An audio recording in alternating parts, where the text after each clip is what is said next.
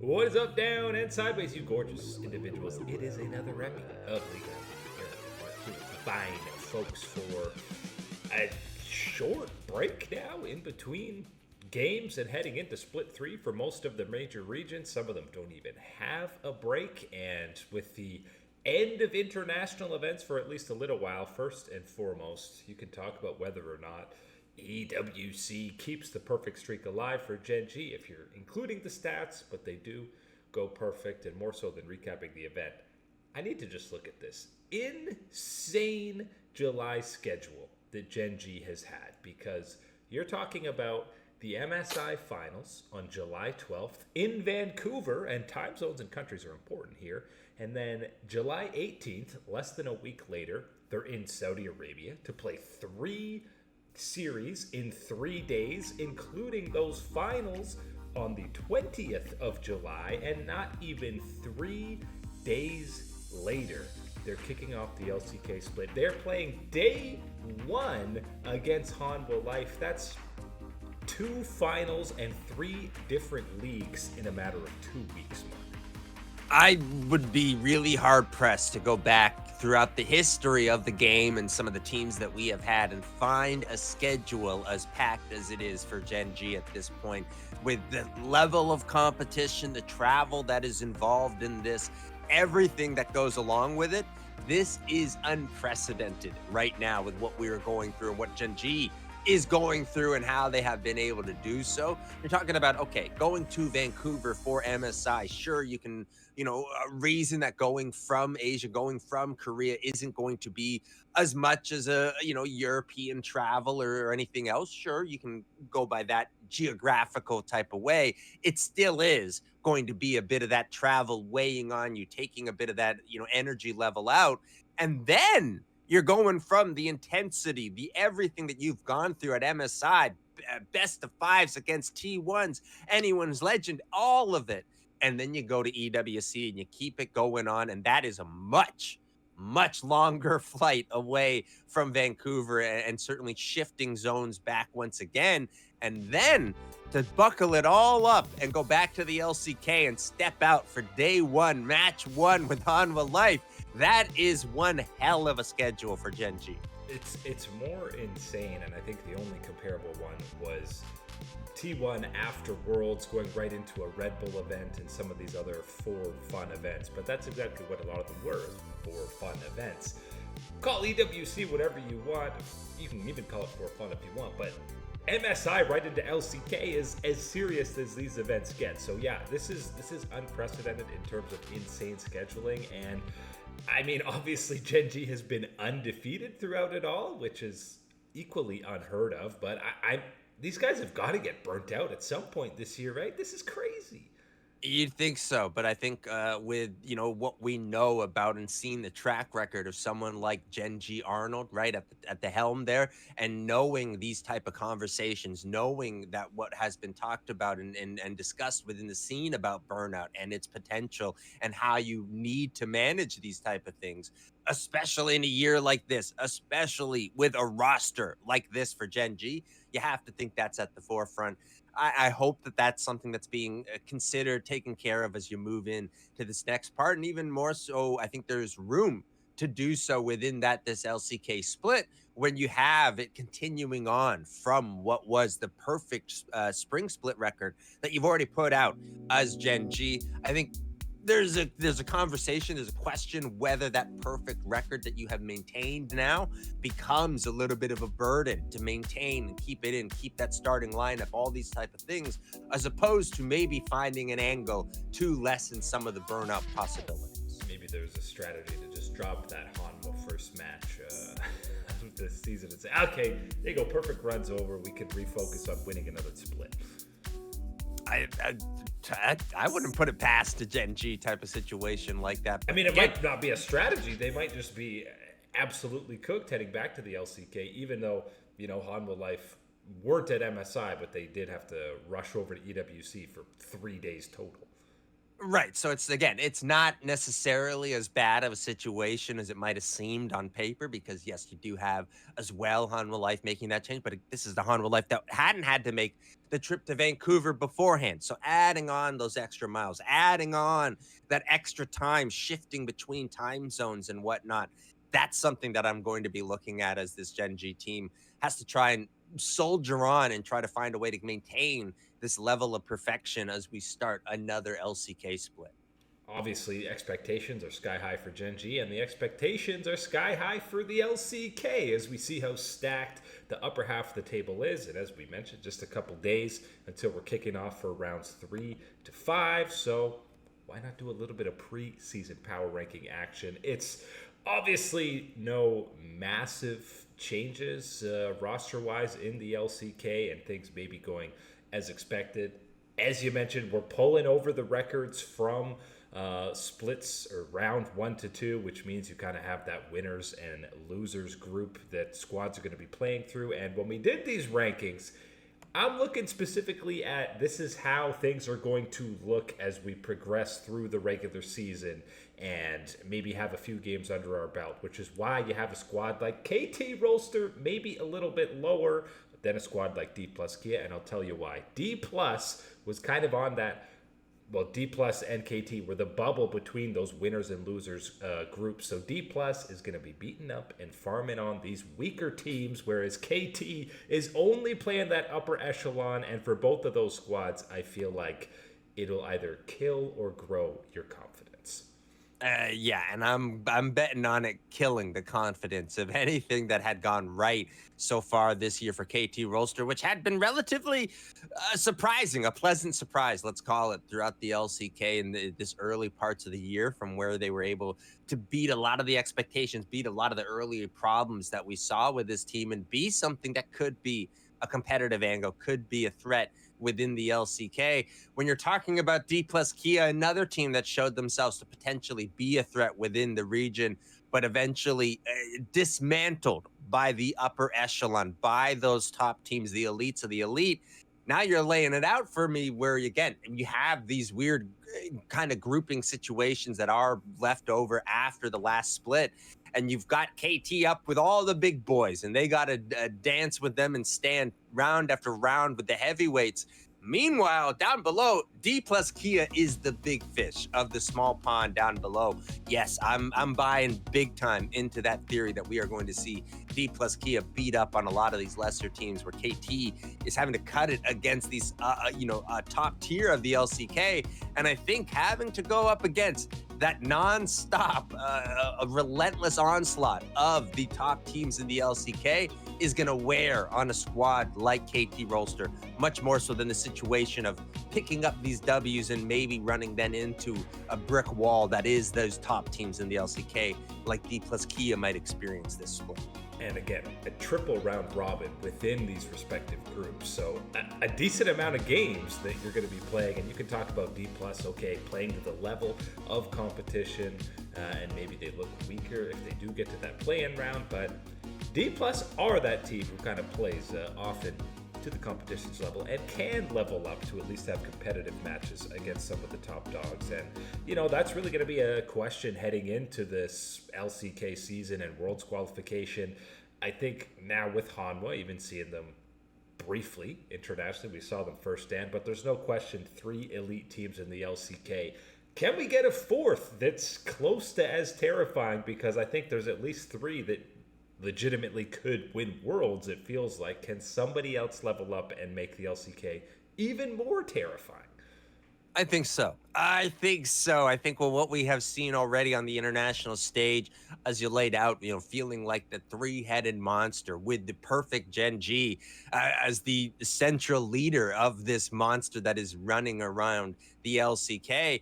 You've got T1 in there as well, and Hanwha Life, of course. But I think that because these teams are so strong, you're again, to me, what we were just talking about, I'm looking at either KT Rolster is going to be completely kaputs after this, or they're forged in the flames, tested, pushed by all these ultra teams that they level up themselves, or you're looking at a D plus Kia rising up, a BNK Fear X, one of these type of squads rising on through, Nongshim even on that type of regard, throwing their hands up and finding some type of fight within this LCK. Because right now, absolutely, you mentioned any of those first three teams, those are juggernauts when you're entering into an international tournament. I think we can add a deadly fourth to that list for the LCK. And you mentioned BNK. We got them kind of sandwiched in between that KTD plus combo. And I think this is going to be the main contest for D plus in that lower or losers bracket in the LCK. Obviously, we've seen signs of Diablo being one of the most hyped up young players, not just 80 carries, but any role in the LCK. And it was a rough, slow start for FearX, but they kind of, you saw shades of them potentially showing playoff caliber towards the end of the split, and I think they hit the ground more running here again, leveling up against some of these weaker squads. And then the other big question is obviously Nongshim, who we saw at times look like they were that squad ready to step into that fourth best team in the LCK, and probably to me are actually the front runners to get that spot ahead of D plus or KT, because we saw them dismantle T1 at times, and we saw them push Gen.G to the brink. And I think the biggest thing with me looking at this Nongshim squad and you know, level of success that they've been able to have this year is it a flash in the pan? Is this just, oh, well, you know, you threw a little bit of butter, a little bit of water in the pan, it's hot, a little bit of reaction happens and it sizzles out type of thing? Or is this, you're building the sauce, you've put in the liquid first, now we're getting some garlic chopped in there, are you starting to keep the recipe going, is going to be what I'm looking at with Nongshim. Can they continue the success, continue the growth that we have seen for these young players alongside the veterans on this lineup, find a way to increase their power in the LCK? And again, got to preface, you know, the top three here, we've seen T1 play well at MSI, they dismantled Hanwha in playoffs. How do we have them below Hanwha? I'm looking towards the end of the regular season. This is how these rankings are going to look. And we know T1 in the regular season, T1 in playoffs are basically two different orgs. We should start calling them SKT or T1, depending on what point of the split it is, because you know Hanwha number one probably got a bit of FOMO from missing out on MSI from these other squads. They're going to be looking to prove that they're near the top again. And we know T1 is due for a coast at some point in the regular season. So towards playoffs, I'd be shocked if we didn't have Gen.G Hanwha as the most terrifying teams going into that playoff bracket. And I think another angle that I'm going to play into for Hanwha Life is I think Zeus is going to be a little bit angry, have a little bit of an extra thing to prove this split. Seeing T1 go back to the international stage, go back pushing their rival Gen.G the way that they did, seeing these type of performances and seeing what the difference is without him on this lineup, I think there absolutely is going to be a little bit of fire to prove yourself, to wow the audiences one more time type of thing for someone like Zeus with Hanwha Life. So I'm expecting an uptick in his performance and lethality. But yeah, when I'm looking at this one, even as a T1 fan, I can't put T1 above Hanwha Life in this situation. Impressed with what they've done at MSI, impressed with these back-to-back series against Gen.G, these type of things, of course. But that doesn't still outweigh what we have seen from Hanwha Life, what they have earned, what they have put themselves in the standings of the LCK, and where, again, that knowledge, that history of the organization and most of the main players with this T1 lineup, the shoe is going to drop at some point here. The question is, do you fumble around in the dark and find your foot back in it before you got to get back going, or are you going outside barefoot? That's going to be the real question for T1. The question for Gen.G is how many shoes need to fall before you're comfortable taking them out of that top spot? Because, I mean, even let's say they lose a head-to-head right away in 2-0 fashion to the head of Hanwha to kick things off in the LCK. Gen.G is still the best team in the LCK, right? I think pretty much they've bought themselves that ticket that until playoff time, until Worlds, really, as long as they're even struggling into that point, you can still buy that they'll find a way out. They'll find a way back to this type of form that they are in right now, where they are this unbeaten, this perfect record running through LCK, MSI, EWC. They don't care what three letters you throw at it. They're going to be winning is the way that Gen.G is playing. Yeah, and no one has been able to stop them from any of these regions. Last squads on this list we got to touch on. The bottom three. The Bros, DRX, DM Freaks. Do we feel that any of them will make any kind of noise other than maybe an upset? But to even get an upset now in this new round means you have to get through to at least play-ins. I'm truly desperate. I am so desperate. I am willing to take anything at this point from the Freaks. It cannot be as bad as it has been, as much of a failure this group together as it has ended up so far. So I'm still holding out hope that we see improvement, that we get some of these results. You start to see some of the positivity that you envisioned when you talked about adding these players together. I don't have too much hope, though, when I'm looking at the rest of this bottom group. It's the worst split of all time to go 1-17 when that record is carrying over. It's going to be like 4 series losses. They're behind the Bros and DRX, so absolutely going to be quite an uphill climb for the Freaks in rounds 3 to 5. It was a pretty quiet offseason overall, usually the case in the kind of mid-season changes, but there were still some roster little roundups for us to look at as we, again, move acceleratingly quick to split 3 across the globe post MSI. And first and foremost, it's the Swip Swap rebrand, old brand of Talon eSports. Now we are back to the PSG moniker, PSG Talon, and of course that means Maple unretires for the second time and is going to be coming back to play alongside his buddy Carso. You can't make this announcement without a little bit of an extra splash involved in it, and there's no bigger splash within the region than saying Maple is stepping out of retirement back onto the Rift.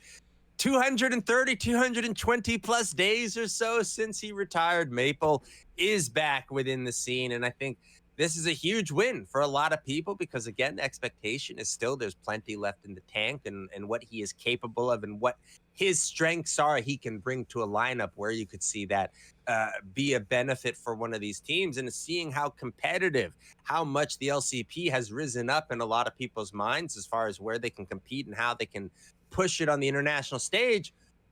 No better than to welcome the one of the very first that was doing it for the region and one of the very best to do it for the region in Maple, stepping in as PSG Maple. Very much so a welcome back to the scene. I mean, now obviously Flying Oyster, what we saw out of GAM, you throw in PSG here. This region's legit better than the LTA North, right? Like, it might be.